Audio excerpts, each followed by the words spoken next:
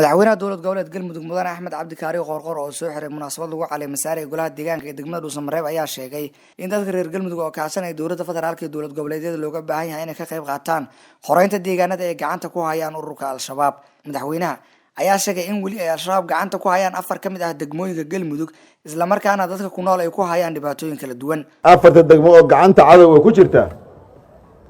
oo ay muddo dhibaateynayeen oo wax walba ka reebeen oo xorriyad u diideen oo xoolahoodii ay boobeen oo ay maalin walba ku qaataan xoolahooda magacyo been ah waa dhab waxay sugaysaa inta kale ee xorta ee reer galmudug inay isugu tagaan laga xoreeyo Soomaali inta kale ay dhibayaan aan gacan ka geysano annagoo kaashanayna dowladda federaalka Soomaaliya iyo dowladaha xubnaha ka dhammaan anoo iskaashanayna meel hal state mas'uuliyad u taalla keligeed maaha waa mas'uuliyad wadareed ay ugu sarreyso dowladda federaalka Soomaaliya oo ay stateyada ama dowladaha xubnaha ka dowladda federaalka ay ku xigaan annagoo gacmaas haysana inaan cadowgaas qawaarija argagixisada iska xoreyno deegaanada galmudugna si gaar ah aan ka xoreyno annagoo kaashanayna dowladda federaalka Soomaaliya iyo saaxiibada Soomaaliya intaba waxaan rabnaa inaan degdeg u gaarsiino xorriyadoodii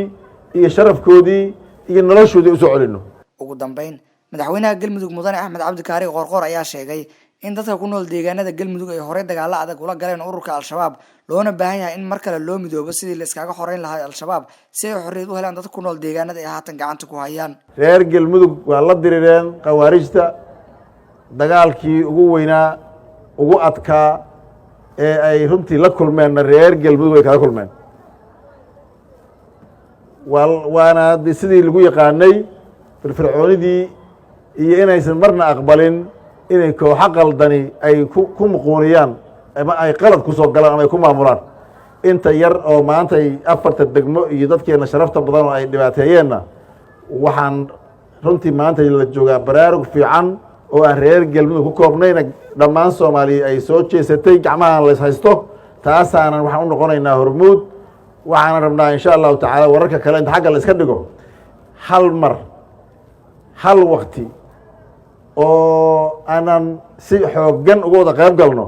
inaan gacanta saarno waana hubaan ka guuleysano bidnillaahi taala. Axmed Faarax Maxamed warbaahinta SMS deegaanada galmudug.